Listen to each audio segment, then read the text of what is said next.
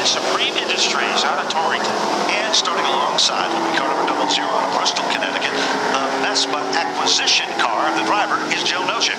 Starting third in the field will be a rookie in car number 87 in the Cerdell Motorsports, Jam Motorsports car, R.J. Cerdell. Then it's the Crazy Bruce's Liquors number 24 to Farmington, Connecticut for Jesse Hines. Car number 4, Cliff Saunders in the American Sleeve Bearing car. Feature event winner, Tibet's Optical Patera Chevrolet. Number 66, the driver is Justin Bren from Palmer, Mass. Then at car number 7 from Manchester, Glenn Bartkowski. And then car number 28 will be the next starter in the field. That, of course, is David Root, Sears the 71, Albert Saunders the 04, Austin Bissett the 64, Andrew Hayes the 9, Provost in the 88, and Kelsey Rutino the 36. What a great job done by our honorary starter, Kathleen Brill. Getting this field off and going. Thank you, Kathleen, for doing such a great job. As they head off turn number 4, out in front is Jesse Hines, but look at the battle for second. Paul Root is making his presence known on the bottom as he tries to hold on to that runner-up spot. All of a sudden, the 4 is there for Cliff Saunders, nipping at his heels, and here comes David Root with car number 28.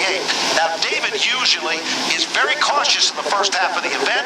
That is not the story tonight, as he is trying to show some muscle. Look at Brent on the outside of Paul Root, side-by-side racing for seconds. And he is going to tap dance his way around the 82, almost 2.5 wide, as Cliff Saunders stuck his nostrils in there. Now making a move on the bottom to retaliate is Paul Root. Justin Bren with the firepower on the outside. They swoosh off the corner, and it is Justin Bren in second place. Well, Justin Bren is short of land because Paul Root tries to take him back. Runs a nice tight line on the bottom. They are side by side. Finally, it is Bren to take over second. But the story is Paul Root now being pressured by not only his brother, but by Saunders in the outside lane. 4 cars, 5 cars contending for the 3rd spot, and Paul Root is holding down that position. Now Albert Saunders trying to move up along with Norm Sears in car number 71.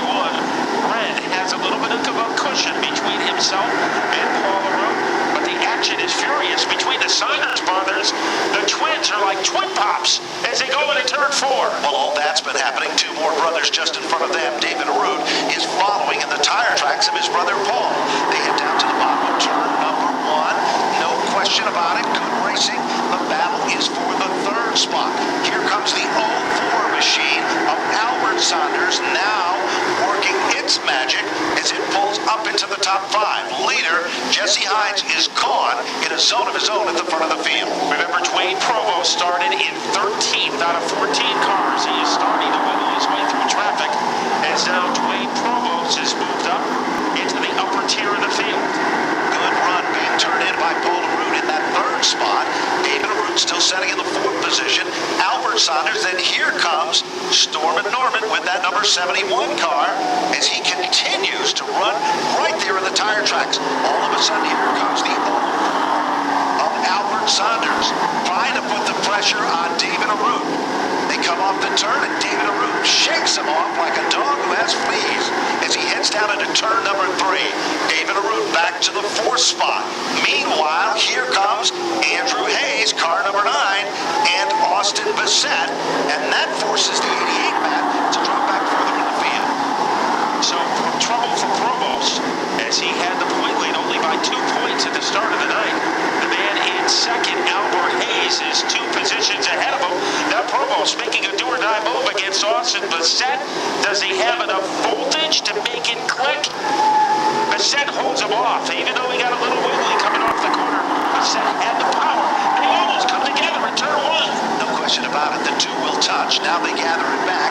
Bissett is a little bit shaky, kind of a ripple effect there as Provost moves back in the line. Battle is for second still. Paul Root holding on to that runner-up spot. All of a sudden, David Root slips up the racetrack just a bit. Here comes Albert Saunders. Muscles his way to the inside. Now it's the 71 machine of Norman Sears, also forcing the Root to go up to the top side of the racetrack. He'll lose yet another position. Good move by Hayes, now trying to make the identical move as Austin Bissett as he tries to grind his way underneath David Root. Does he make it work? Yes, he does. Bissett picks up a position. All that chaos is going on in that battle. It is Jesse Hines all by his lonesome as if he was under quarantine.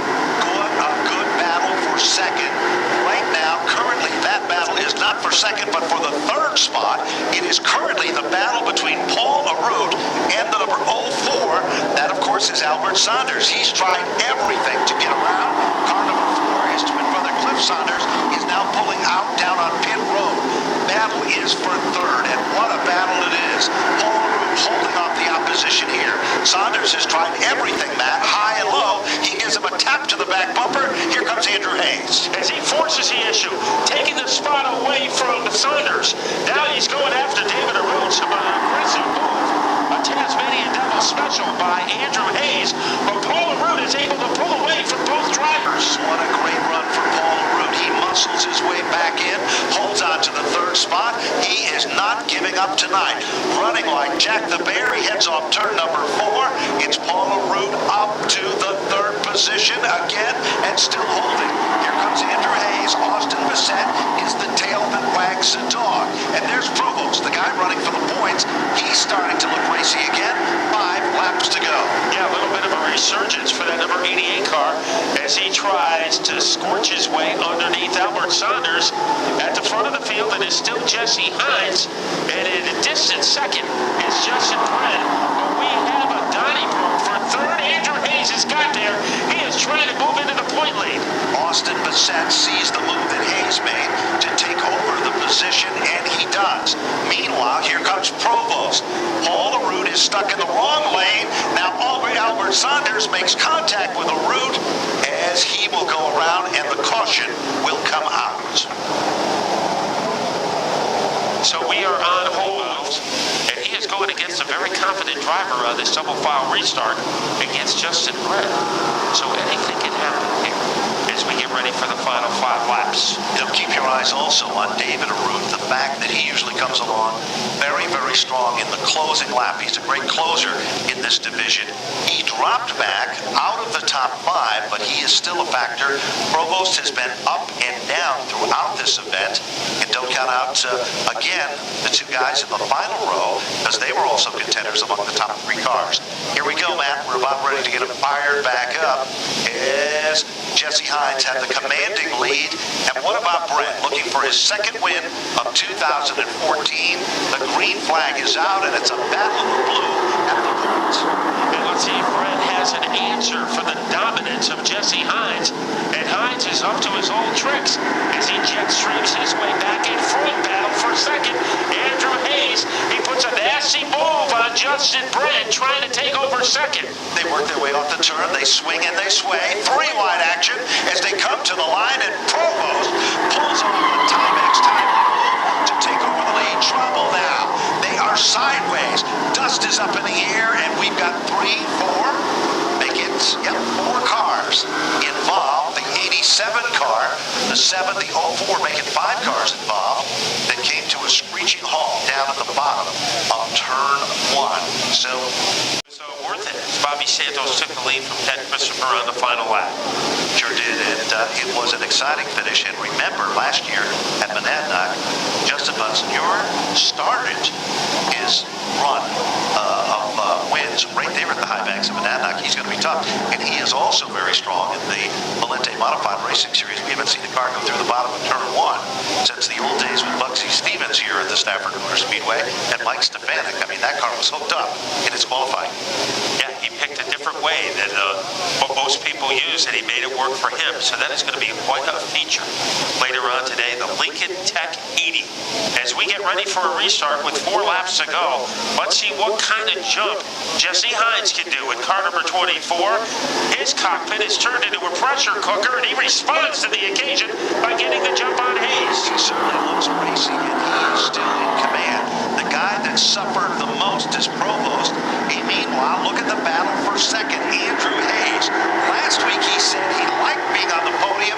He just has to move up a couple spots. Look at Brent. He's been there and done that. They swap a little paint, rub rails as they head to the line. It is Brent this time to take over second. He's able to work back into second. Let's see if Hayes has an answer for that. Then it's a side-by-side battle. David Arute, you said this caution could benefit him, but trouble behind him.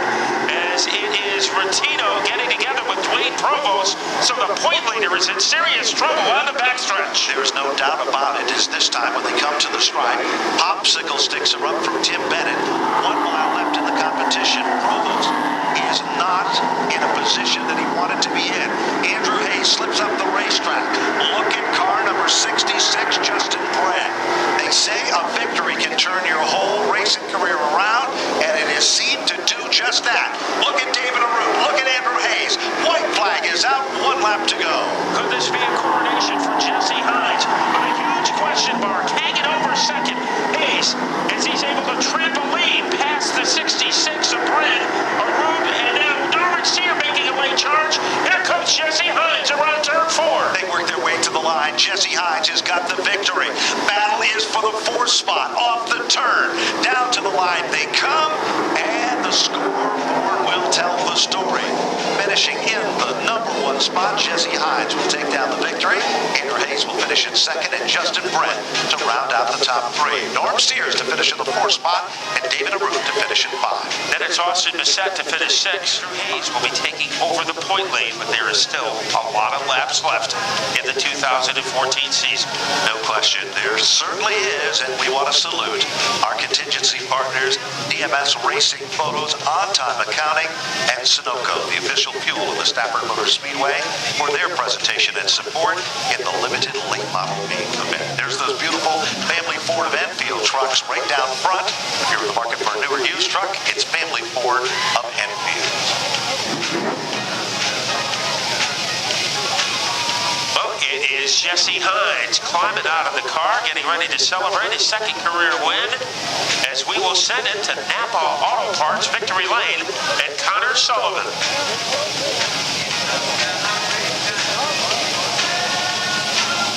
Starts out there, but the dominance was palpable. Yeah, I got to first thank off my father and BFR Chassis for really putting in a lot of work to the car this week. My father brought it up to BFR Chassis to get the work done to it, because we've been struggling all year. We really couldn't figure out this car, and Bob really helped us out get the car going. So I got to thank him. I got to thank the Tracy's. They came on board this week, and they gave us money for fuel. Every big counts, so we appreciate that. And I got to thank my girlfriend for, she comes to the house every week, and she works in the car with me. So big family crew, and I'm just so proud to be here. Well, a very happy Jesse Hines celebrating his first victory of the season in the limited late models, as we'll move down to volume 2, our brand new points leader, Andrew Hayes. Coming home 2nd tonight definitely was a bit of an adventure to get up to the front.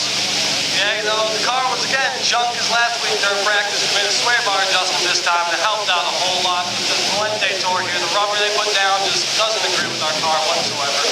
But man, I gotta say big thanks to my dad, my brother, my mom, my stepdad Bill, Chris, his other buddy Chris, my little brother Patrick, On Point Connections, Milltuck Community College, Local 3059, Signorama, everyone I can thank is a big help. Everyone deployed overseas. All right, that's the word from our 2nd place runner, and again, new points leader Andrew Hayes, as we'll bring in our 3rd place runner Justin Brent out there. How about that night out there as well? A lot of adventure on the restarts. Yeah, I really wasn't looking for a caution there because we were running so far out front. But man, was the car fast. I got to thank Rob Russell for the handling. I got to thank Tony from TA for the power. I got to thank Tippett's Optical, Terra Chevy, BA Muzio, Trackside Motors, Performance Auto, D&M Auto, McDonald Builders, Inland Docks, Asylum Fitness, Napa from Southbridge and Dudley, and Hood Medic. If it wasn't for their help, I wouldn't be here right now. What a great finish. Good night. All right, that's the word here. A good night for Justin Brent, as we'll send it back up to the tower. Late models coming up next.